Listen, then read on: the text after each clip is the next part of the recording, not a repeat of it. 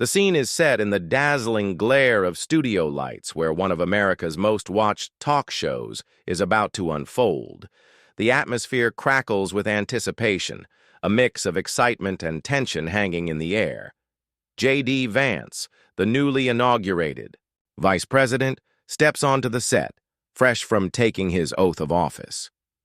He carries himself with the quiet confidence of a man who has faced battles before, both on the battlefield as a Marine and in the political arena.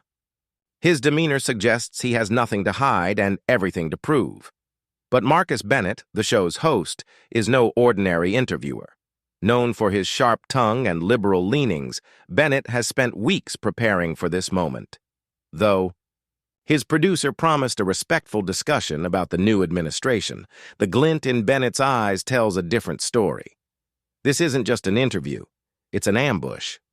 As Vance takes his seat, the usual pre-interview pleasantries feel rushed and mechanical. Bennett's smile is tight, never quite reaching his eyes, and the production team seems unusually on edge. Vance, drawing on his Marine Corps training, senses danger. Every instinct tells him that Bennett's questions will be loaded with hidden landmines, designed to trip him up and expose what the host clearly believes are contradictions in Vance's journey from Trump critic to vice president. The stage is set for a clash of ideologies, and the audience can feel it.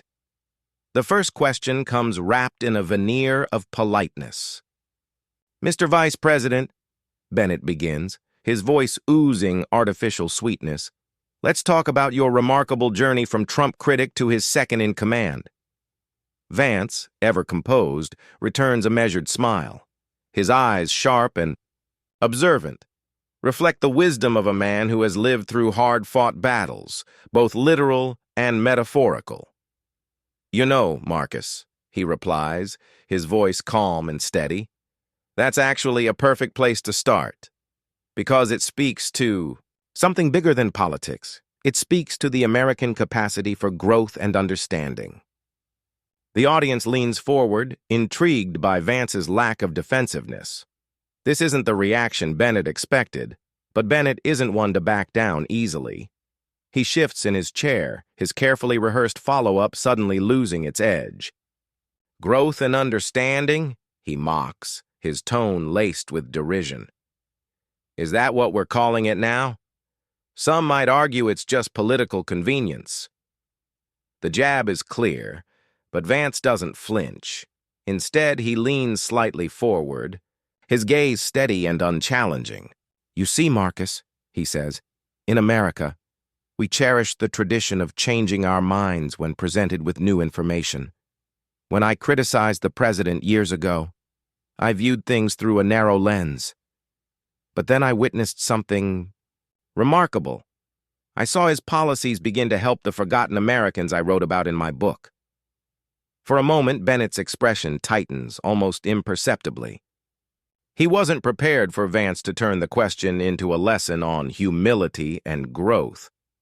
Vance presses on, his tone firm but respectful. "Let me ask you something, Marcus. Have you ever changed your mind about something important?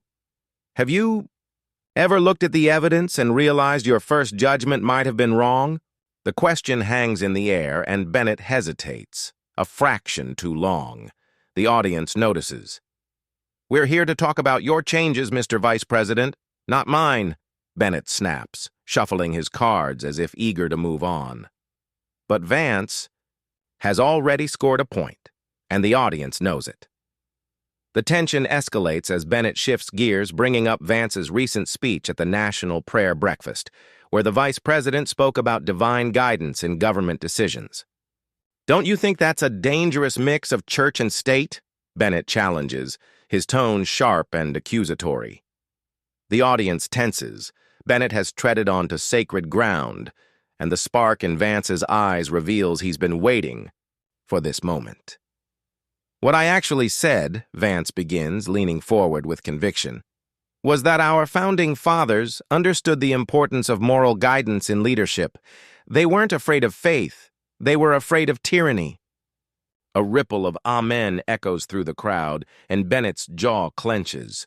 He wasn't expecting Vance to defend his position so eloquently. Vance continues, his voice carrying the weight of history and personal reflection.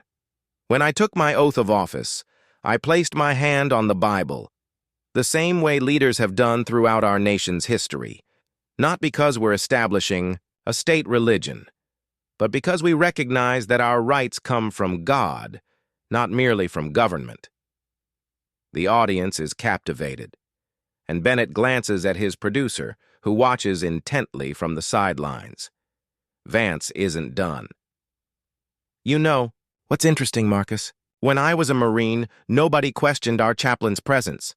Nobody complained when we prayed before missions, because in those moments of truth, even the skeptics understood there was something deeper than politics. The room falls silent, the weight of Vance's words sinking in.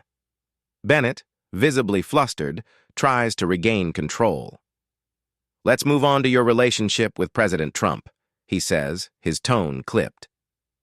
Your recent statement about him being God's instrument for America's renewal, don't you think that's a bit extreme? Vance doesn't miss a beat. What I think is extreme, he replies calmly, is how some in the media seem more concerned about a leader who prays than about policies that hurt American families. He pauses, letting his words settle over the silent studio. But since you brought up President Trump, let's talk about results instead of rhetoric. Let's discuss what's really happening in our communities since the inauguration. The studio falls into a remarkable quiet, with even Bennett's trademark rapid-fire interruptions momentarily subdued by Vance's steady presence and measured responses. But Bennett isn't done yet. He tries to attack Vance's background, suggesting that the vice president has forgotten his humble beginnings. Some might say you've forgotten where you came from, Bennett sneers. Vance's response is immediate and cutting. That's interesting, Marcus, he says evenly, because where I come from, we judge people by their character, not by how well they fit into the Washington elite's expectations. The audience murmurs in agreement, and Bennett tugs at his collar, his discomfort becoming more apparent. As the interview progresses, Vance turns the tables, exposing Bennett's biases and challenging his dismissive attitude toward faith and traditional values. You see, Marcus, Vance says, his voice carrying quiet authority. What you don't understand is that true integrity isn't about never changing your mind.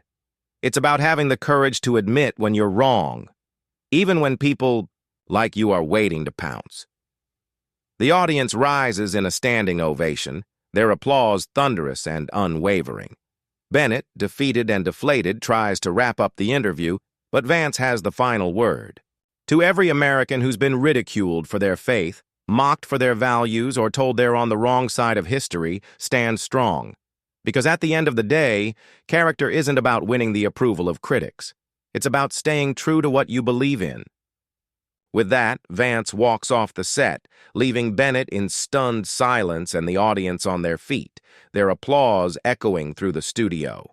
What began as a carefully orchestrated ambush ends as a powerful display of unwavering principle and quiet strength. In the face of arrogance, Vance responds with dignity. In the face of bias, he answers with truth. And in that moment, he proves that faith, family, and freedom aren't just words. They're the foundation of everything we hold dear. The interview becomes a defining moment, not just for Vance, but for everyone watching. It's a reminder that sometimes the best response to arrogance is dignity, and the strongest answer to bias is truth.